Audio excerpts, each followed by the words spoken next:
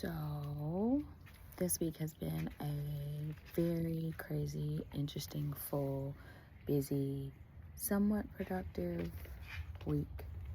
Sitting outside, getting some vitamin D, and all this week I have been thinking about my oldest son and I don't know, just like what it takes to be a parent and survive, and basically be an advocate.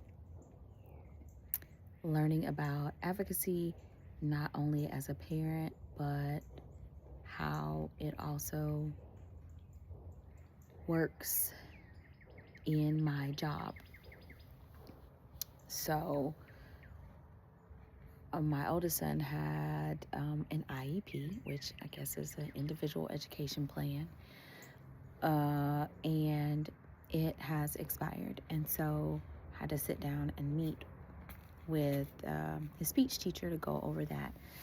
That was fine, but in the midst of preparing for that, I went through an evaluation that he had done probably in kindergarten. Now he's in second grade.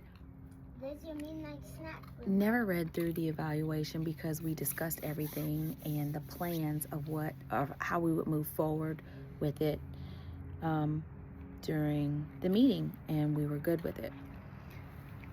Fast forward, I combed through the evaluation and I am kind of like shocked, amazed, a little bit stunned, and just kind of, I don't know, bewildered by the wording and how it went.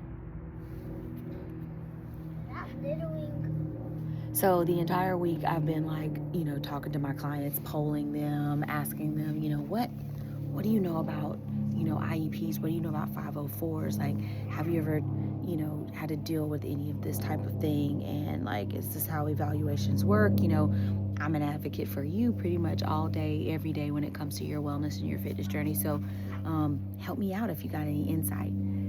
Of course, I'd go down this rabbit hole and get overloaded with like what an IEP and how I should do a 504 and what this looks like. And the whole time I'm like, first grade was kind of a bust. So, I guess I should have noticed some things. In first grade, I went back and had to got help from our kindergarten teacher, who was extremely helpful, who's basically been an advocate for us for my oldest kiddo. There's just so much that I don't know. So fast forward again, it's the end of the week, and of course I'm like you just kind of look at your kid and you're like, this precious sweet baby who would not want to be helpful, or I guess it's the whole labeling thing, which beyond that, I'm past that. My biggest thought and concern is I want to be able to help my kid, which is what you think and you believe that most educators want to do. Say all that to say is to continue to be an advocate for your kids. Now I see why my mom was always like at the school, not because I was bad, but because she wanted to see what they saw. She wanted to know how she could better help me be successful and to stay ahead and to at least stay on top. She always would say, Simone, don't drown. So here I am with my son, trying to help so he doesn't drown. He's creative, he's bright, which is the word that gets used and tossed around a lot. He's smart, but at the end of the day, it's about checking boxes, y'all.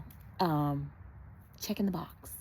So I realized that it's not such a bad thing to have accommodations and to have an IEP or a 504. If you don't know what that is, look that up because I'm going to explain it wrong. I say all this because every single day I walk into my training space and I coach on squatting and push-ups and lunges and bicep curls and shoulder press and breath work and proper alignment. All of that to say that every single person that walks into my space, or better yet, every single person that walks